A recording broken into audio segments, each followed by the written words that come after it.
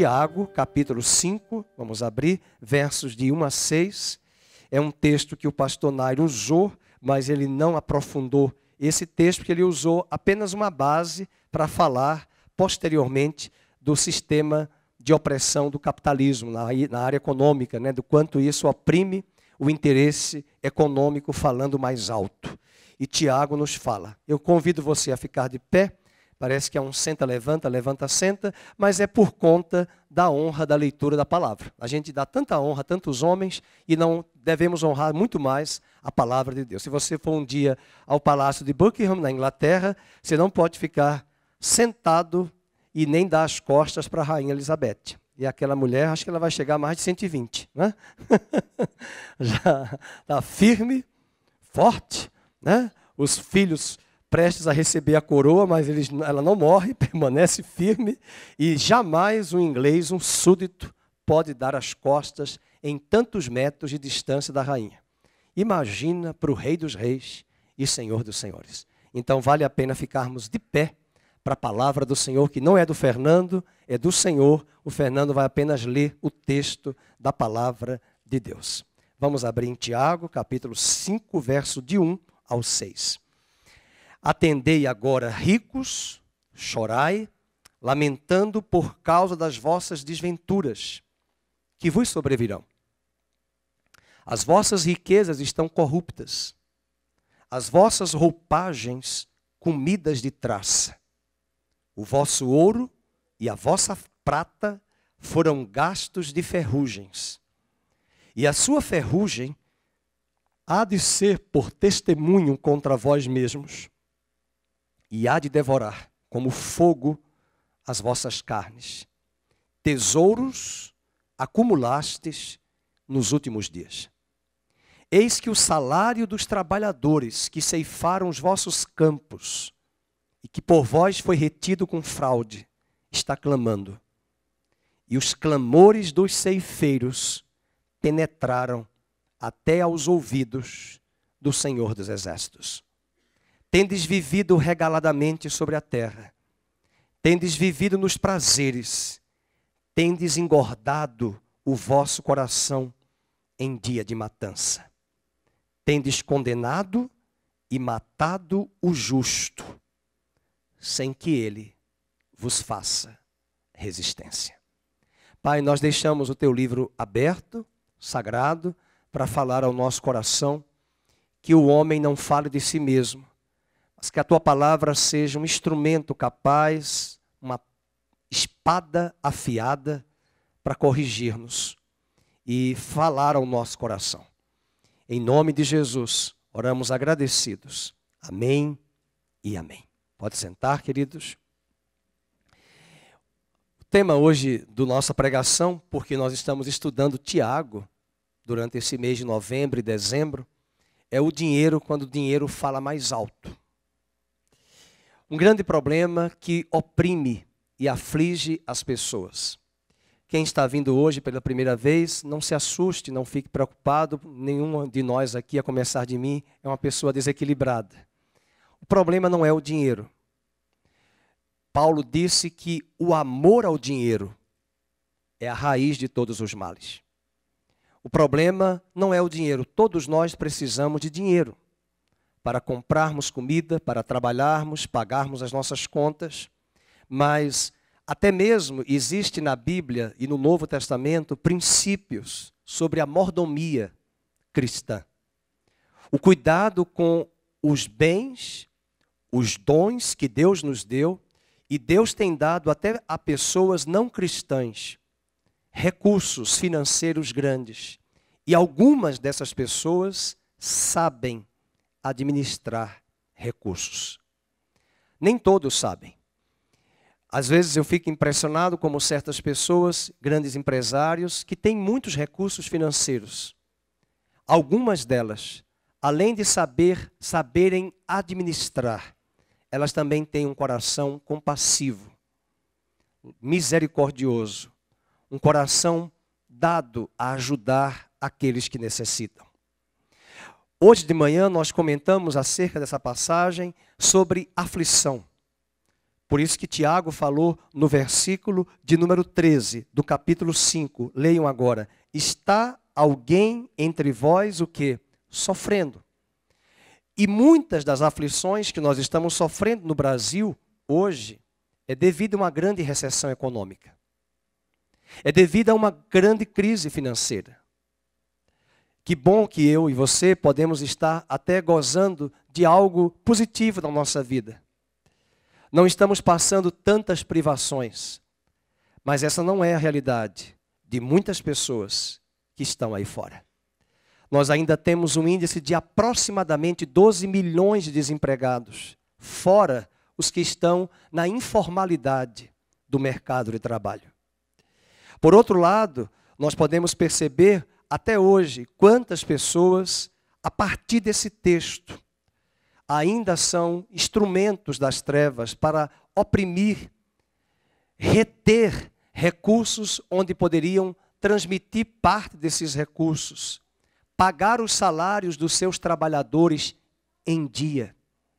Eu lembro até hoje, na década de 90, quando nós tínhamos, em 80, 88, 89, 86, quando nós tínhamos o overnight, os overnight. Alguns nem sabem o que é isso, porque muitos dos jovens aqui não viveram a inflação. Nós colocávamos o dinheiro à tarde no banco, havia aquele fundão de investimento e fazia um overnight, quer dizer, virava à noite, no outro dia estava um juro acumulado maravilhoso na conta. Todavia, entretanto, porém, a inflação, o dragão, roubava. E eu não vou aqui lembrar, mas quando eu li aquele livro daquela jornalista Miriam Leitão sobre os 25 anos da moeda, o real, ela compartilhou e eu me lembrei da época da Sunab, da tabela, quando nós íamos para o mercado verificar os preços. Mas nós chegamos a ter inflação no Brasil a mais de 1000% ao ano. Todos os dias os bancos lucravam, ganhavam, e os que tinham conta corrente física, pessoa física e jurídica, lucravam no overnight. Mas o grande problema era que empresários deixavam de pagar o salário dos trabalhadores no dia útil, no quinto dia útil, que a empresa tem que pagar. Hoje o direito do trabalho está aí para fazer muito mais isso, mas quando eles não pagavam, diziam desculpas fajutas, retinham o dinheiro do trabalhador, mas a ideia era lucrar no overnight, durante aqueles dias em que eles não tinham pago aos trabalhadores o salário, tendo dinheiro no caixa. Esse é um grande problema.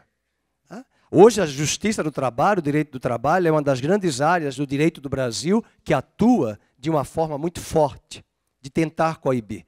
Mas até hoje, com muitos coronéis espalhados por esta nação, no ranço do coronelismo, nós ainda temos muitas pessoas, aproveitadores, que se utilizam do trabalho e da mão de obra, quase que escrava, ou por que não dizer escrava, oprimindo e pagando uma miséria de salário para muitas dessas pessoas. Eu também não sou tonto, nem tolo e ingênuo de entender o quanto a carga tributária para o empresário é grande. Para quem tem empresa, sabe que o salário de um funcionário não é somente aquele, é quase o dobro para pagar de impostos ao governo federal, estadual, que nós pagamos para aqueles que são empresários e têm os seus empregados ou os colaboradores. Eu não gosto muito da palavra colaborador, porque eu acho que etimologicamente não fica bem, porque não existe descolaborador. Enquanto você é empregado, você está empregado e depois se torna desempregado. Mas colaborador é uma palavra moderna que existe hoje no mercado de trabalho, os meus 1000 colaboradores. Pois é, e quando eles são demitidos, eles são descolaboradores? E colaboradores é uma palavra que etimologicamente quer dizer, são os que compartilham do mesmo labore, do mesmo trabalho.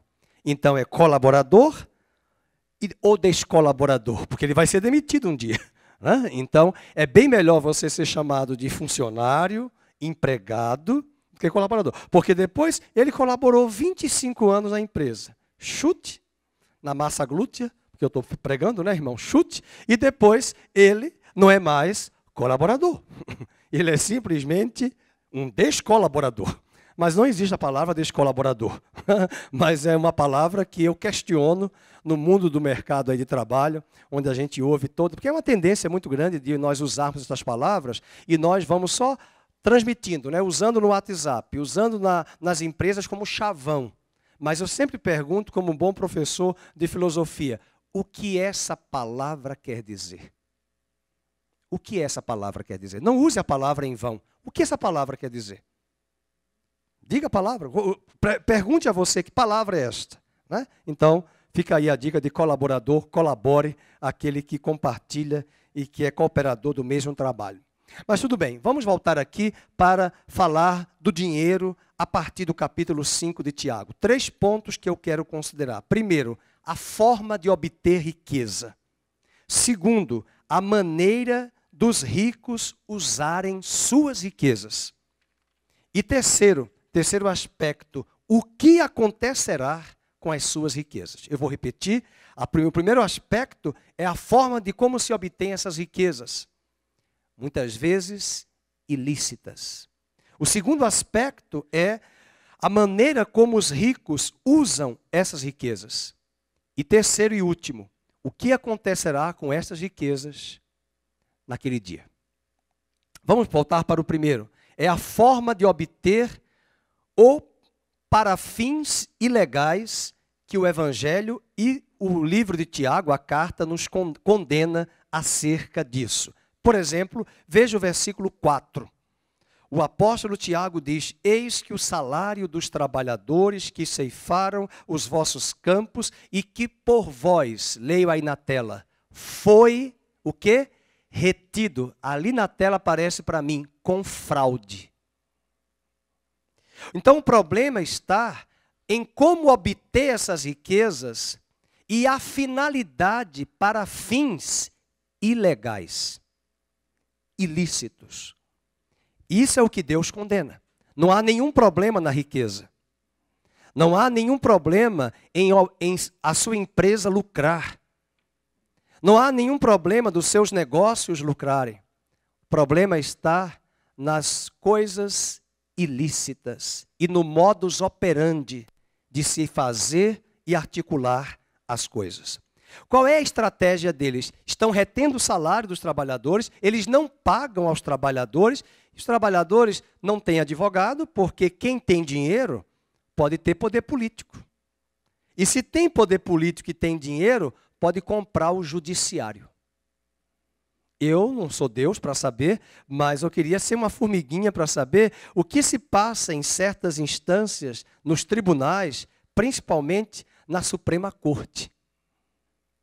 E eu achei muito interessante quando houve o último julgamento acerca de algumas questões aí da política do Brasil, por conta da segunda instância, que alguns pastores fizeram alguns vídeos e mandaram, e teve um muito corajoso, e disse o que Deus pensa acerca dos juízes, lá no livro de Amós.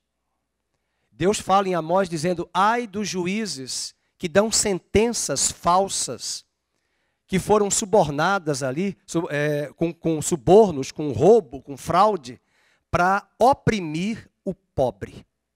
O livro de Amós fala isso, o livro de Oséias fala isso, sobre a injustiça, principalmente contra o pobre. E eu convido você, a partir desse texto, ler comigo sobre Mateus capítulo 20, quando Jesus vai falar essa questão de mordomia e das riquezas que Ele mesmo pode nos dar. Deus deu talentos a todos nós. Eu costumo dizer que quando eu vou à padaria de manhã comprar pão, quem fez o pão, às vezes, não é nem cristão. É um ateu, mas está me ajudando. Eu vou na farmácia comprar um remédio, às vezes é uma pessoa esotérica, ocultista, que pratica coisas do mal, mas que tem uma profissão que Deus deu, que é da farmacologia, e vende remédios, e entende de remédios, e está me servindo. Sim ou não? Sim. Deus deu também habilidades a muitas pessoas de administrarem e multiplicarem recursos. Olha para José do Egito, filho de Jacó. Quando ele interpretou o sonho de Faraó, Faraó disse: eu não conheço homem como você, aqui no Egito, que tenha o discernimento E a habilidade, hoje se chama nas empresas, competência e expertise de administrar bens. É você, this is the guy, é você esse cara. É você essa pessoa que vai administrar José. Eu quero você aqui na minha corte. E eu acredito que José, se fosse nos dias de hoje, seria o ministro da Fazenda, do Banco Central. Por quê? Pela habilidade de administrar. E quem deu isso para ele? Deus. Deus também dá aos ateus. Veja, por exemplo, em Mateus capítulo 20, verso de 1 a 16. Mateus 20, verso de 1 a 16. Ele fala, porque o reino dos céus é semelhante a um dono de casa que saiu de madrugada para assalariar trabalhadores para a sua vinha. E tendo ajustado com os trabalhadores a 1 denário por dia, mandou-os para a vinha. Saindo pela 3ª hora, viu na praça outros que estavam desocupados. Olha aí, os desocupados. E disse-lhes, ide vós também para a vinha, e vos darei o que for justo. E eles foram. Tendo saído outra vez, perto da hora 6ª e da 9ª, procedeu da mesma forma. E saindo por volta da hora 10ª, encontrou outros que estavam desocupados e perguntou-lhes, por que estivestes aqui desocupados o dia todo? No Instagram, no WhatsApp, nas redes sociais. Responderam-lhe, porque ninguém nos contratou. E uma coisa que aconteceu positiva na crise que o Brasil enfrenta. Quantos empreendedores no Brasil surgiram? Sim ou não? Com essa crise, quanta gente? Essa semana eu chamei uma pessoa para fazer uma cotação aqui de limpeza de ar-condicionado e ele era engenheiro formado, engenheiro elétrico, lembrei até do pastor Felipe, entende de elétrica. Mas ele disse que trabalhava numa grande empresa, a empresa fechou, demitiu. O que ele faz agora? Limpa aparelhos de ar. Monta, instala aparelhos de ar-condicionado. Um empreendedor. Né? Abriu uma MEI, um microempreendedor aqui no Brasil, e ele presta serviços com a nota fiscal, né? Emitindo nota fiscal, e está aí ganhando o seu dia a dia, com o seu trabalho, com sua expertise, que Deus deu. Deus deu a ele. E ele tem multiplicado, tem feito o seu trabalho. A crise, a recessão, ajudou a muitos a despertarem talentos, dons que Deus tem dado. E aqui não importa se você é cristão ou não, até os ateus. Aliás, eu conheço muita gente ateu que é mais ocupada do que muitos crentes desocupados, preguiçosos. Tem uns que ficam, deixa a vida me levar, a vida leva eu, no Zeca Pagodinho. Porque não tem o discernimento de tomar uma posição e aprender uma frase muito importante que nós devemos lembrar. A cada um aqui, Deus deu talentos. Aprenda a ganhar o seu recurso financeiro com aquilo que Deus tem lhe dado.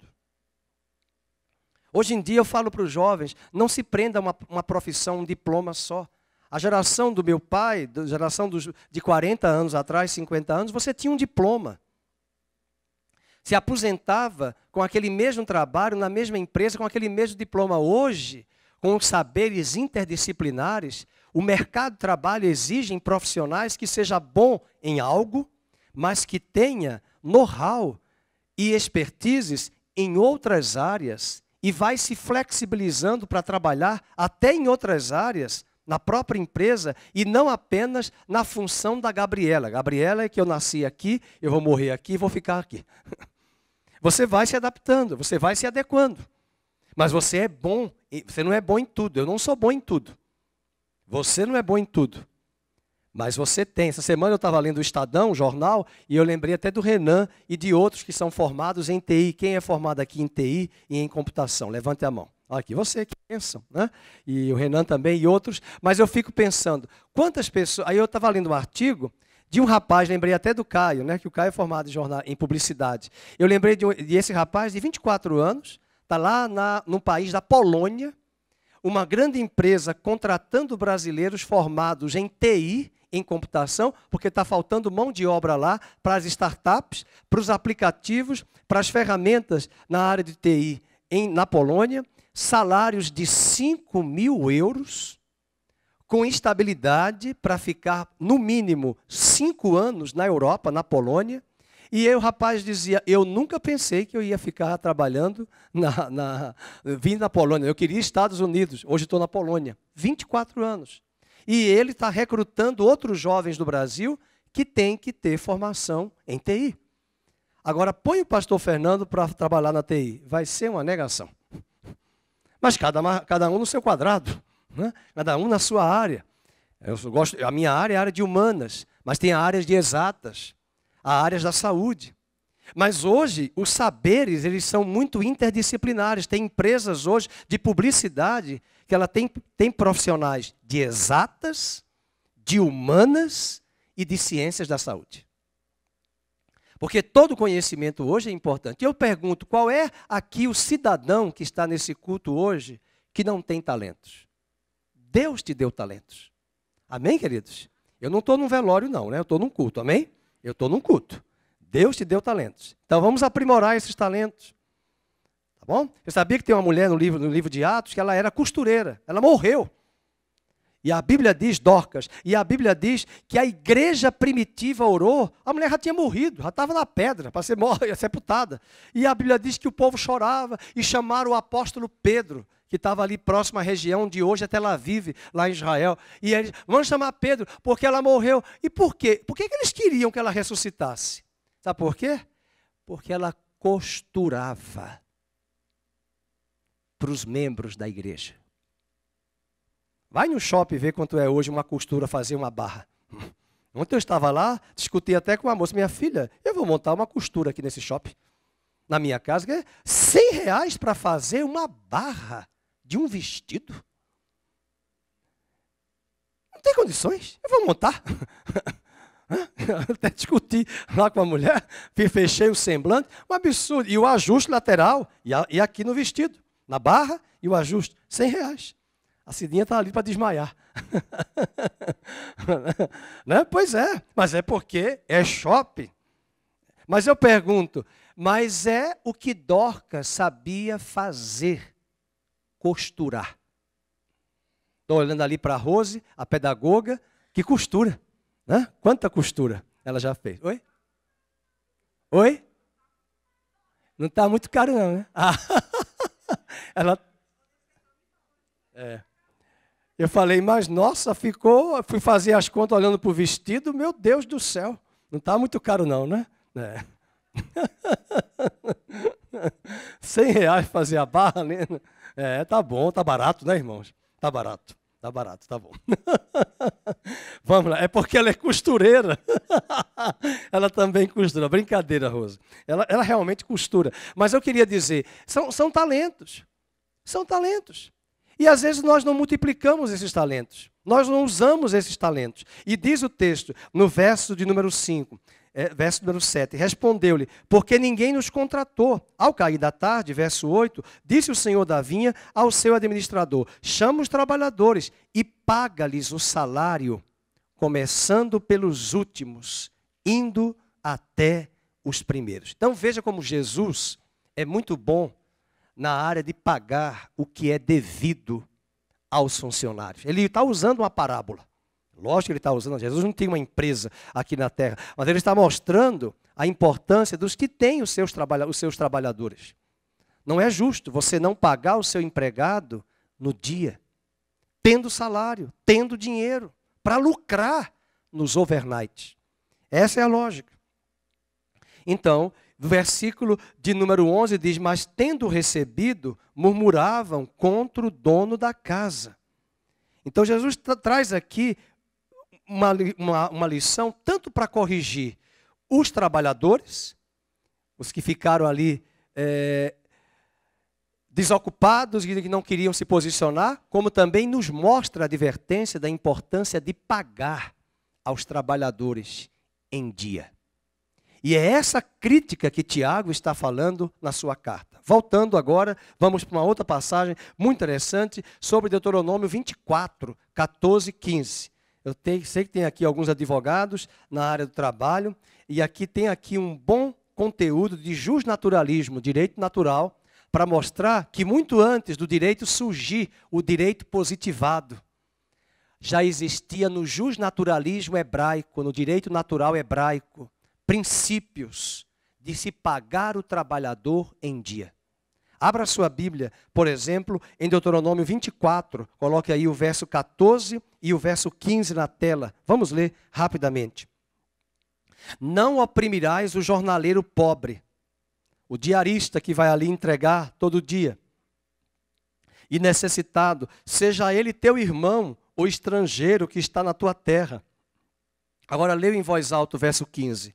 No seu dia, vamos, lhe darás o seu salário antes do pôr do sol. Só para explicar que o salário naquela época não era o mês, era o dia. Então o trabalhador trabalhou hoje, o empregador tem que dar o salário hoje. Terminou o trabalho. Já ouvi histórias de madames que contratam pessoas para limpar a casa com 5 quartos, chiquérrima. A pessoa limpou. Maria, eu vou pagar a semana que vem. Aí a Maria não é tonta, vai no Facebook e vê lá a madame gastando todas na mesma noite. Onde é que está? Não teve o dinheiro. Hoje tudo você sabe onde é que está. Um dia desse eu vi uma vereadora aqui numa cidade do Brasil dizendo que tirou uma licença médica para o joelho e à noite ela estava dançando na festa. E o Instagram e o Facebook mostraram. Ela estava lá. Agora imagina, você tem condições de pagar o salário e você não pagou. Meus irmãos, para Deus isso tem nome, isso é injustiça. Isso é oprimir o pobre. Eu não vou dizer, porque isso aqui está sendo gravado, mas tem aqui um artista famoso, um apresentador de TV, que a esposa dele teve a capacidade de dizer que ela comprava calça jeans em promoção e a promoção era R$12.000 uma calça. E eu pensei, será que ela paga R$12.000 a empregada que limpa os 10 banheiros ou 30 banheiros da casa dela? Não precisa ser 12 mil, pelo menos 5 mil. Às vezes é aí que está a injustiça, os pesos diferentes, as medidas diferentes, 2 pesos e 2 medidas. E ainda alegar que não tem condições de pagar. Outro texto interessante, Levítico 19:13. Vamos para Levítico 19:13. Deus está irado. Deus mostra lá no Velho Testamento, e Tiago vai trazer essas questões. Levítico 19:13. Põe na tela, por gentileza. A palavra de Deus diz, capítulo 19, verso 13. Não oprimirás o teu próximo, e nem o roubarás. A paga do jornaleiro, do diarista, não ficará contigo até pela manhã. Outra questão, olha aqui uma palavra de alfinetada para os juízes. Porque quem tem dinheiro, compra a política, compra o judiciário. Veja o que diz o texto no verso 15. Não farás injustiça no juízo, no julgamento. Vamos ler? Nem favorecendo o pobre, nem comprazendo ao grande, ao rico. Com justiça, vamos, julgarás o teu próximo. É um texto muito forte falando sobre o cuidado. Daí a necessidade de entender que alguns até controlam os tribunais, porque compram com dinheiro, compram políticos. Veja agora uma outra passagem à luz disso, em Jeremias 22:13. Jeremias 22:13. A palavra de Deus nos diz. Jeremias 22:13. Diz a palavra. Vamos ver aí na tela.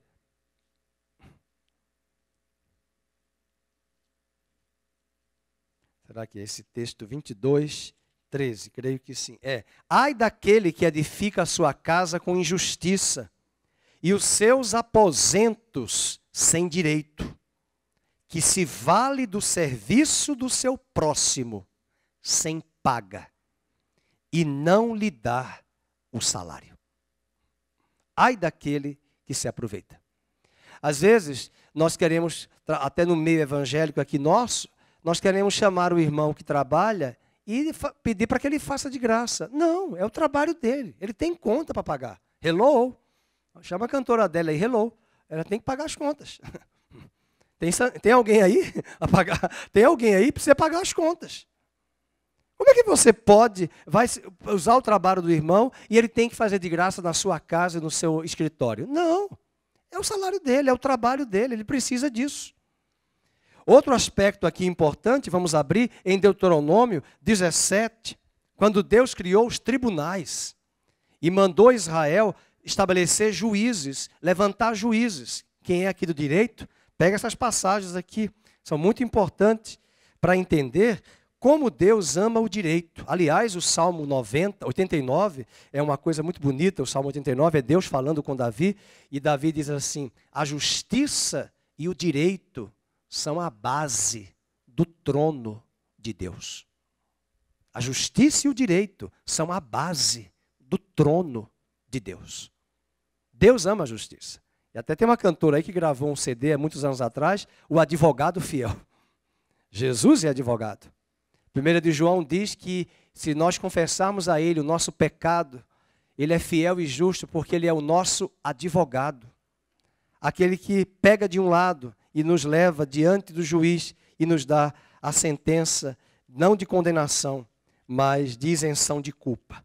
Vamos para Deuteronômio 17, verso de número 8 a 13. Olha aí, vamos ver. Que Brasília escute o que nós vamos ler agora. Deuteronômio 17, que o STF, o Supremo Tribunal Federal, o STJ, diz assim, a palavra de Deus a partir do verso 8, quando alguma coisa te for difícil, demais em juízo, entre caso e caso, de homicídio e de demanda, e de violência e violência, e outras questões de litígio, então te levantarás e subirás ao lugar que o Senhor teu Deus escolher. Virás aos levitas sacerdotes e a quem? E ao juiz que houver naqueles dias. Inquirirás e te anunciarão a sentença do juízo e farás segundo o mandado da palavra que te anunciarem do lugar que o Senhor escolher e terás cuidado de fazer consoante tudo o que te ensinarem, segundo o mandado da lei que te ensinarem, de acordo com o juízo que te disserem farás. Agora leiam. Da sentença que te anunciarem, não te desviarás, nem para a direita, nem para a esquerda. Ou seja, permaneça firme. Não se venda no judiciário. Não se deixe corromper pelo dinheiro dentro do tribunal. Deus está falando isso para que não houvesse o quê? Favorecimento aos ricos, enquanto estes oprimiam os pobres. Bem, um dos grandes escândalos que tivemos aqui na América no geral, do Watergate, nos Estados Unidos, de um grande escândalo financeiro que levou o presidente Nixon à renúncia. Mostra também essa crise da corrupção, e aqui no Brasil, principalmente nos últimos anos, o que nós temos visto com a Operação Lava Jato. Outra questão, Levítico 19, 15. Levítico 19, 15.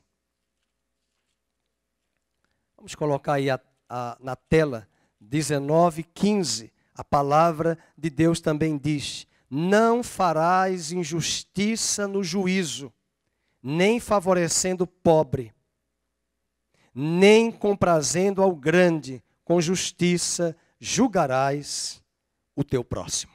Abra ainda a sua Bíblia, é que eu tinha esquecido de ler esse texto, Deuteronômio 19, 16 a 21. Também a palavra de Deus nos diz. Deuteronômio 19, 16 a 21, diz assim. Quando se levantar testemunha falsa contra alguém para o acusar de algum transvio, então os dois homens que tiverem a demanda se apresentarão perante o Senhor diante dos sacerdotes e dos juízes que houver naqueles dias. Agora leio em voz alta o 18. Os juízes indagarão bem.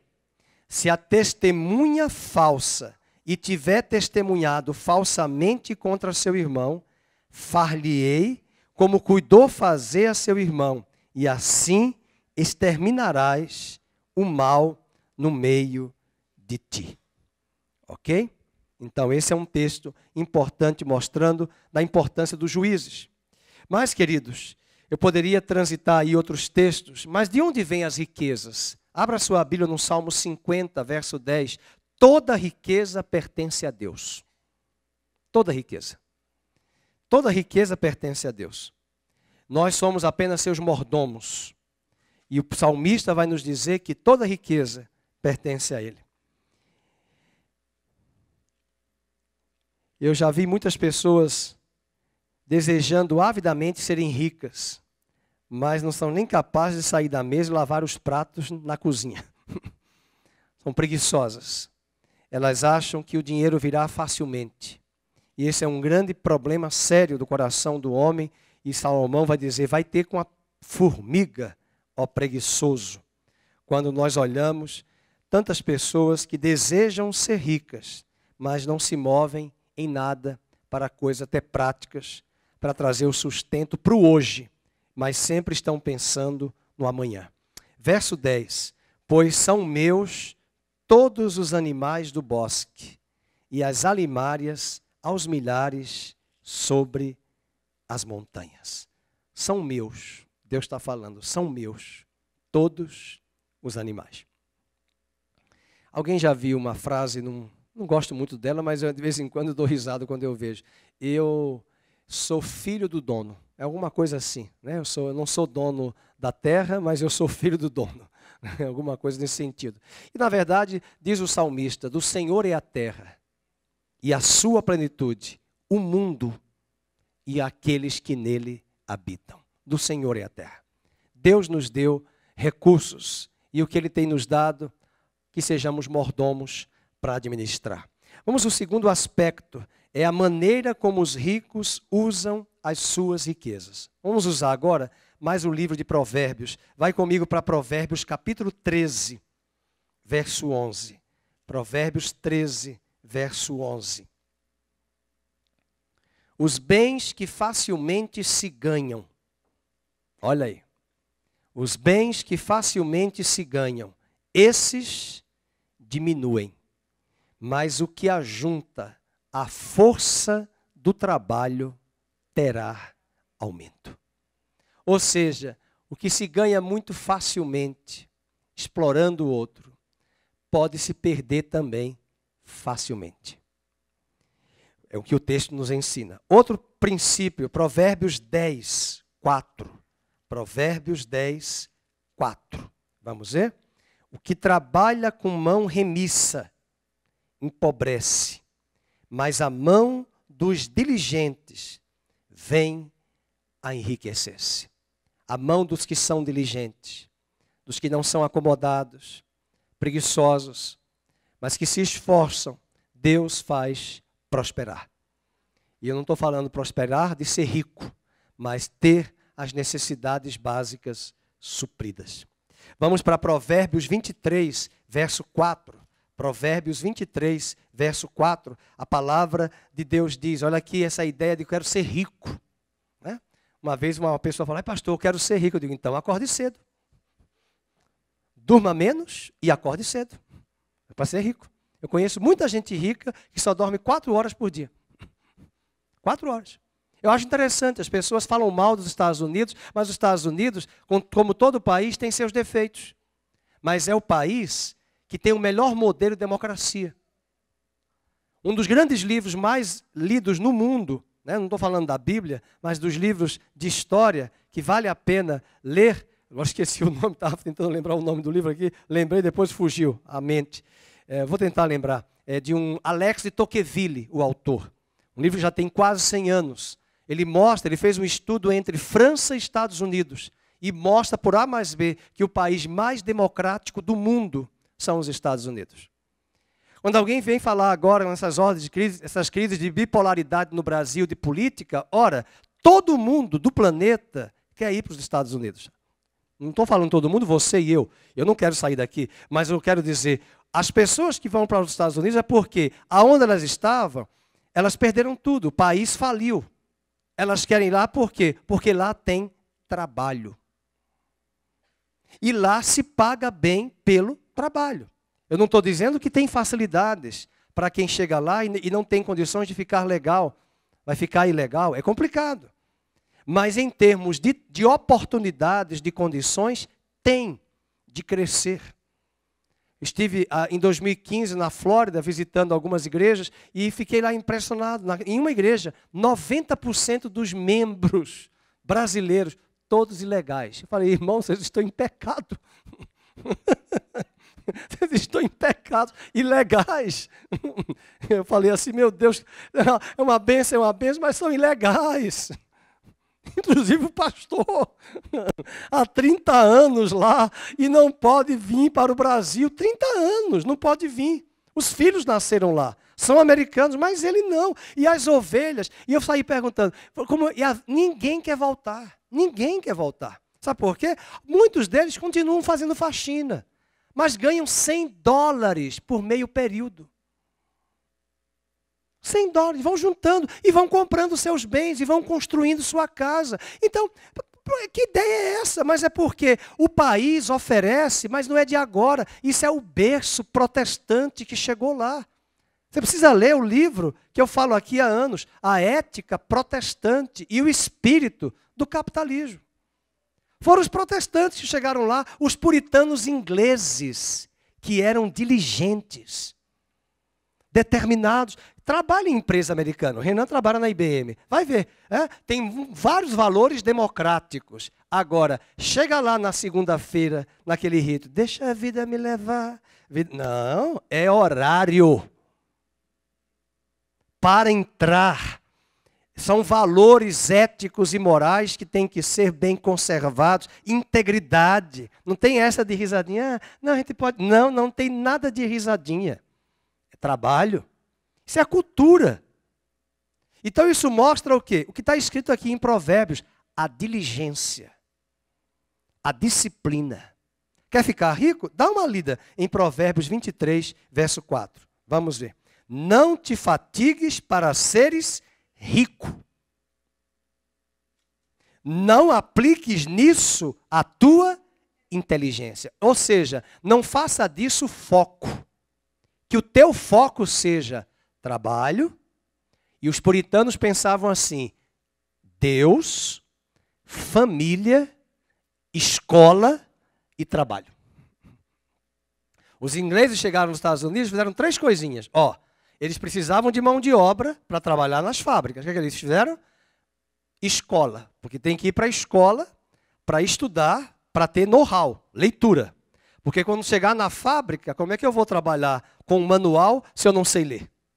Então, aprende-se a ler na escola, e aí eles diziam, todos têm que ir para a escola bíblica, para a igreja. Aí vai na igreja, protestantismo americano não é o catolicismo medieval que veio para o Brasil. E quem falou isso foi o Sérgio Buarque de Holanda, no livro Raízes do Brasil, que o catolicismo que veio ao Brasil é assim, eu sou casado, tenho minha esposa, mas eu tenho 3 amantes. E o sacerdote romano faz vista grossa. E não corrige, e não coíbe. Mas a igreja protestante, você tem amantes, vai para o fogo do inferno. Ou você deixa a sua esposa, as suas amantes, e fica só com a sua esposa, ou aqui você não congrega. Eu não estou falando do protestantismo de hoje, eu estou falando de 300 anos atrás, quando eles chegaram na América do Norte. E um detalhe, eles eram ricos. Sabe por quê? Porque eles plantaram as fábricas na Inglaterra, vieram para os Estados Unidos, plantaram fábricas e começaram a ganhar dinheiro. Só que um detalhe, eles não têm bolsa da Louis Vuitton para pagar de $35 mil.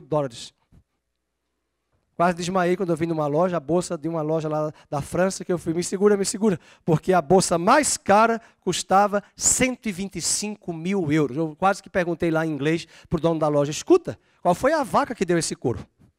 Eu vou atrás dela. Não é possível que tenha um animal que ceda esse couro para fazer essa bolsa que custe 136 mil euros. Multiplica por 5, dá um apartamento de 700 mil reais. Isso mostra aonde chegou o capitalismo. Não existe isso, meus irmãos. E aí os puritanos vão trazer as fábricas para fazer o quê? Vai ter o trabalho, você trabalha, tem ordem, e eles vieram da Inglaterra. A Inglaterra tem o horário rígido.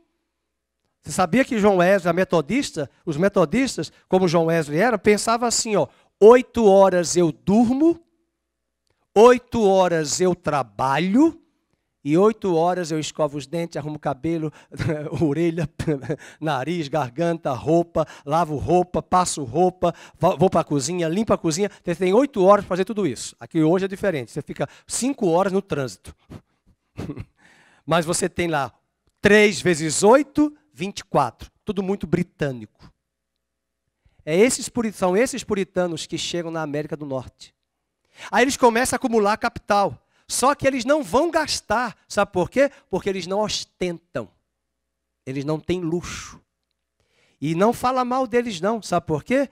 A maioria, acho que eu vou afirmar, quase 90% das igrejas que nós temos no Brasil foram plantadas por missionários americanos. Quem plantou? Os batistas. Quem plantou? Os presbiterianos. Quem plantou? Os metodistas. Quem plantou? Os anglicanos. Quem plantou? São as igrejas que vieram dos Estados Unidos e plantaram igrejas aqui. De onde veio esse dinheiro, meus irmãos? Do trabalho. Então eles não ostentavam, eles não viviam no luxo. E esse é o problema de como aqueles ricos que Tiago está escrevendo usavam as riquezas. Vai comigo para Tiago, vamos avançar. Em Tiago, capítulo 5, ele vai nos dizer como é que eles viviam, como é que eles usavam essas riquezas. Versículo 5, tendes vivido regaladamente sobre a terra, tendes vivido nos prazeres, tendes engordado o vosso coração. Eu até anotei aqui, lendo de um material que eu recolhi essas informações, de o que um grande homem empresário, um árabe, deixa eu ver, o que é que ele tinha ajuntado, acumulando. Deixa eu ver onde eu tinha colocado. Aqui, era um sultão, dono de petróleo, na Arábia Saudita. Ele tinha 19 Cadillacs, 2 Porsches, 6 Mercedes, uma lancha de $40 mil. Eu sei que esse valor de 40 mil é fichinha para grandes coisas que alguns têm aqui. E eu pergunto, com tantas essas riquezas, tanto acúmulo de bens, se nós sondarmos a forma como ele lida com os seus funcionários, com os seus empregados, nós vamos ver a precariedade de salário e a realidade dele numa vida de ostentação. Veja, por exemplo, o capítulo 5, versos de número 6. Como vocês vivem regaladamente, vocês têm condenado e matado o justo. Sabe por que Tiago está falando isso para os ricos daquela época? Não se assuste. 10 anos depois, o general Tito vai destruir Jerusalém e vai levar todas as riquezas de Jerusalém fora da terra da Judeia. Até o templo de Jerusalém era coberto de ouro, que Herodes mandou colocar. E muitos daqueles ricos que Tiago está afirmando, oprimindo, muitos deles perderam todos os seus bens e foram levados para Roma quando Tito destruiu Jerusalém no ano 70 depois de Cristo. Então, o segundo ponto é a maneira como os ricos usavam as suas riquezas. Eles acumulavam essas riquezas no versículo de número 3. Leiam comigo, verso 3. O vosso ouro e a vossa prata foram gastos de ferrugens. Como esse sultão aqui. Você acha que esses carros não vão ter um dia ferrugem? Não vão enferrujar? Eu conheci uma pessoa da minha família que ganhou uma fortuna quando saiu de uma grande empresa aqui do Brasil, não vou citar nomes, está sendo gravado, mas ele recebeu um valor de R$700 mil de direitos quando ele saiu dessa empresa. Ele comprou um carro de R$300 mil. E meu irmão havia dito para ele, mas esse carro vai desvalorizar. né? Só que, na verdade, ele poderia comprar o carro, o dinheiro é dele, mas tinha outras necessidades que ele precisava muito mais. Mas o foco foi isso. E hoje, com todo esse dinheiro que recebeu, que dava para comprar um bom apartamento, ele tem passado situações de aperto financeiro por falta de sabedoria. As ferrugens. Ele está falando dessa ostentação, e a sua ferrugem há de ser por testemunho contra vós mesmos, e há de devorar com fogo as vossas carnes. E ainda diz, o que me chama a atenção é o verso 5, tendes vivido regaladamente. E esse é um grande problema. Tiago vai nos dizer, Timóteo, Paulo vai falar a Timóteo, vamos abrir em 1 Timóteo, capítulo 6, só voltar um pouco aí atrás, o pastor Edson leu para nós, hoje à noite, quando abriu o culto, 6,17.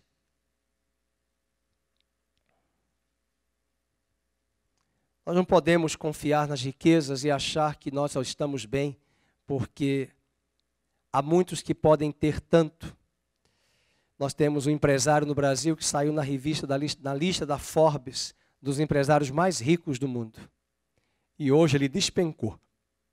Não perdeu tudo, mas o que tem de processos e o que tem gasto com advogados na área criminal para tentar ser isento de toda essa culpa é pela misericórdia de Deus. E o capítulo 6,17 de Timóteo diz, exorta os ricos do presente século que não sejam orgulhosos, nem depositem a sua esperança na instabilidade da riqueza, mas em Deus, que tudo nos proporciona ricamente para nosso aprazimento. Que pratiquem o bem.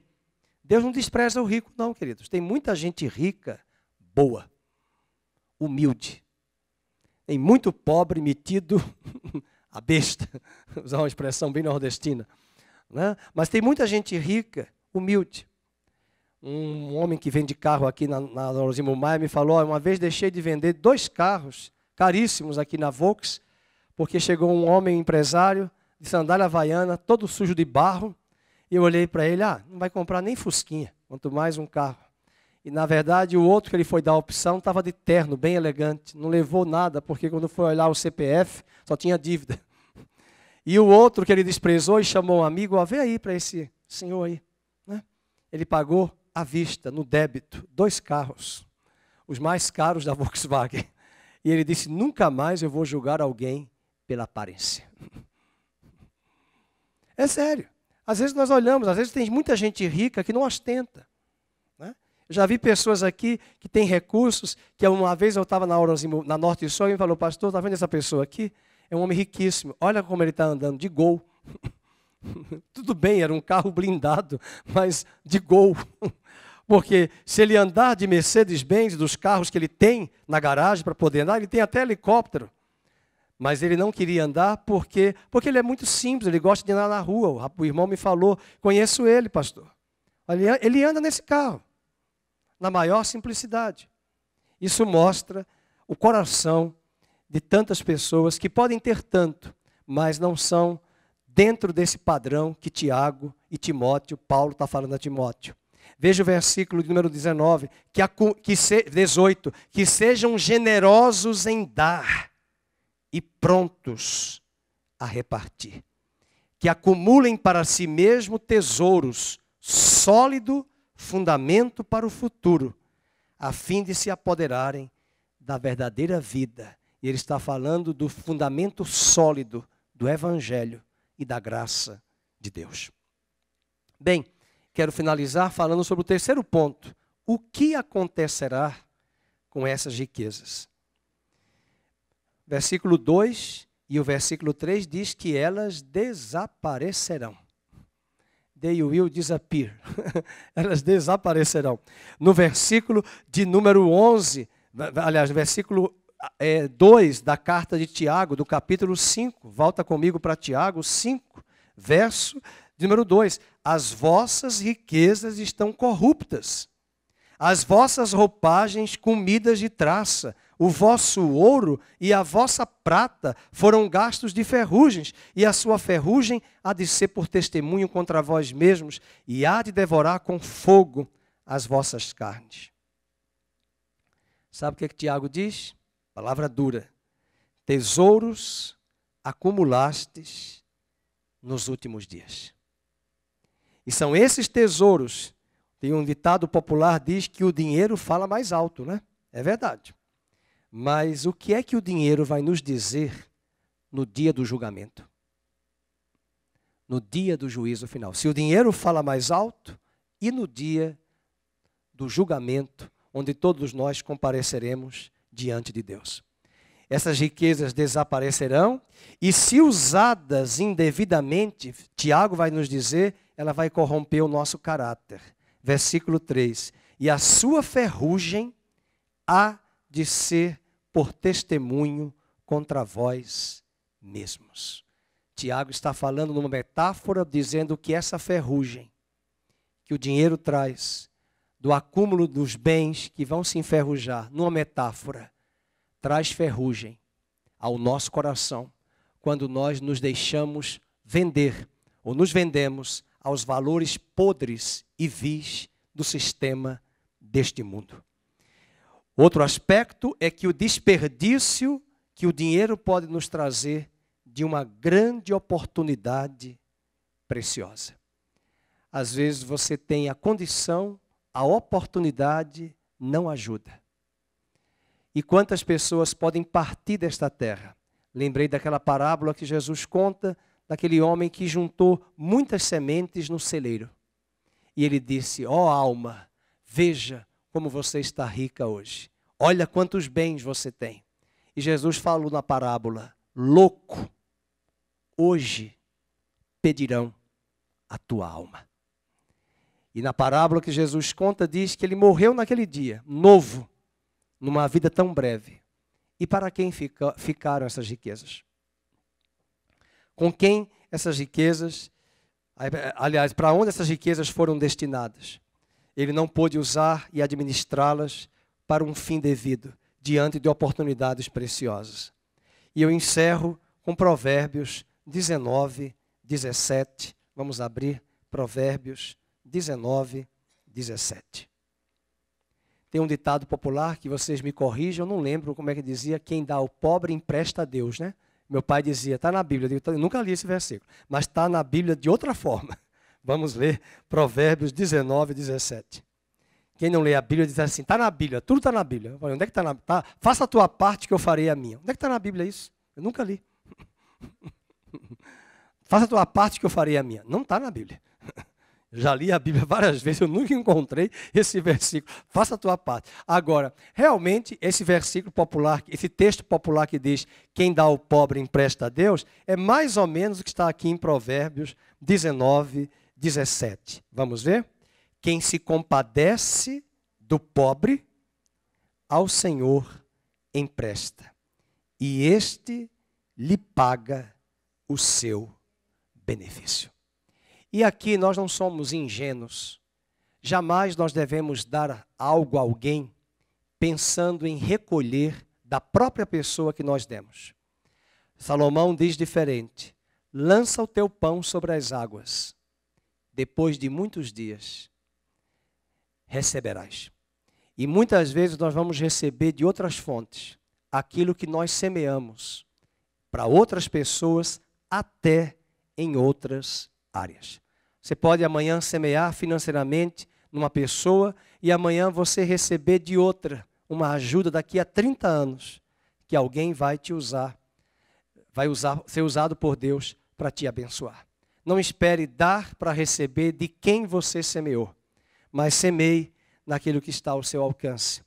E que Deus nos ajude com esta palavra a pensarmos em tantas pessoas e em nós mesmos que temos condições, recursos, aquilo que está ao nosso alcance que nós podemos fazer. É verdade que existem pessoas oportunistas. É verdade que existem pessoas aproveitadoras de situações, mas nós podemos ser instrumentos de Deus para aquilo que Deus tem nos dado. Nós podemos multiplicar e abençoar na vida de tantas pessoas. Amém? Vamos ficar de pé, vamos orar.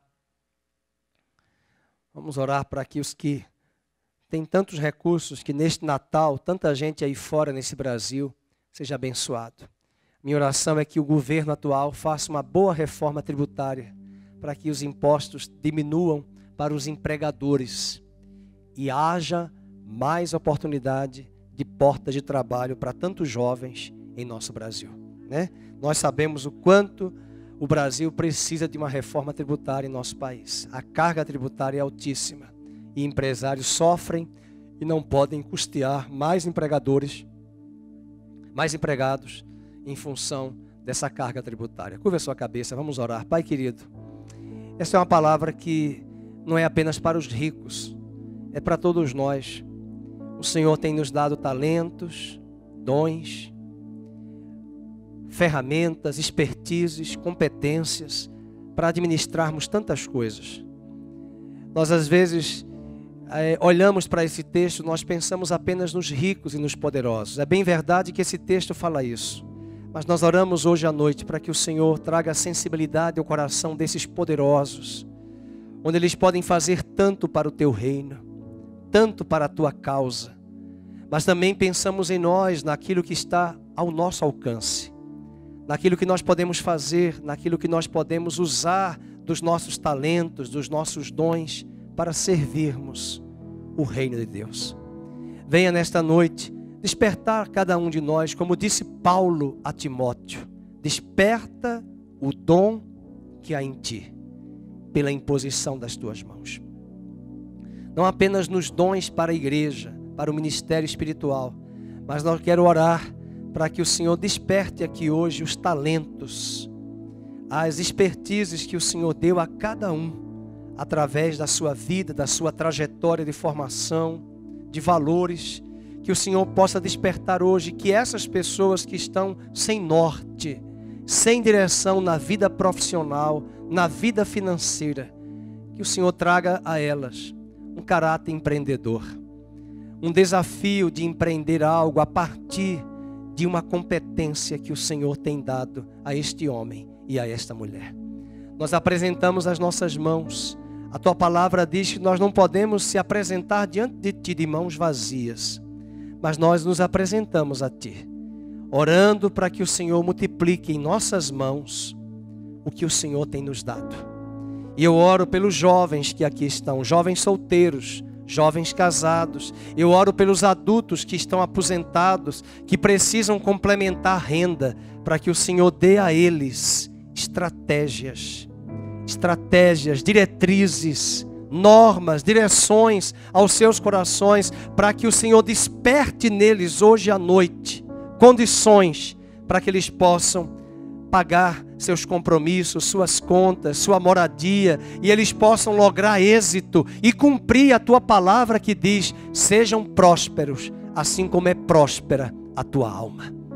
Por isso, Senhor, tira de nós o sentimento de querermos ser ricos, de estarmos apenas com aquela tônica de olhar o que os outros têm, de ter aquilo que nós gostaríamos de ter, mas que o nosso coração esteja firme, disciplinado a fazer aqui na terra a tua vontade, a trabalharmos, a acordarmos cedo, a sermos diligentes com aquilo que o Senhor tem confiado a cada um de nós. Não oramos apenas pelos profissionais, oramos pelos jovens estudantes, para que eles sejam diligentes nos estudos, disciplinados no saber, disciplinados na educação, nos estudos acadêmicos, nos estudos escolares, para que eles sejam os melhores. Como os puritanos ingleses e americanos diziam, é tudo para a glória de Deus. Quero ser o melhor para a glória de Deus. Queremos ser o melhor, queremos ser os melhores para a glória de Deus, fazendo todas as coisas com zelo, com afinco e com excelência. E que o Senhor te abençoe e te guarde. Que o Senhor abençoe o seu trabalho, abençoe as suas mãos. Que o Senhor traga hoje aqui, hoje, neste culto, hoje, o Senhor traga insights. Que o Senhor traga percepções do teu trono para o coração de pessoas que aqui estão, para que elas saiam daqui hoje encorajadas, com oportunidades singulares que o Senhor dará a esta jovem, a este jovem, a este homem e a esta mulher. Pai, eu quero repreender o espírito de opressão, de desânimo, de medo. Quero orar pelos que estão desempregados aqui, para que eles saibam que existe vida fora dessa empresa que acabou de demiti-lo. E nós oramos para que portas sejam abertas para os jovens que estão aqui, para os adultos que estão aqui, desempregados e precisam de uma oportunidade do Senhor. Nós entramos agora no reino espiritual, nós entramos agora em guerra e repreendemos e resistimos toda forma sutil das trevas de oprimir estas pessoas. Que estas pessoas saiam agora desses lugares enclausurados da depressão, do pânico, do medo, da angústia, e elas sejam livres pelo poder do Evangelho. E que elas sejam ávidas e dispostas a fazerem a tua vontade e a estarem dispostas hoje aqui para começarem algo novo que Deus tem para elas, algo novo que Deus tem para elas, e que elas não venham a temer, ó Deus, esse mal que cerceia cada uma delas, mas que toda opressão bata em retirada hoje à noite, que elas saiam daqui libertas, curadas, saradas, e que os poderosos desta terra convertam-se ao Senhor, tenham oportunidades de terem seus corações quebrantados, sarados, curados, e possam compartilhar tantos recursos que o Senhor tem dado a eles, com pessoas honestas, sensatas, que serão seus colaboradores. No nome de Jesus oramos, agradecidos. Amém.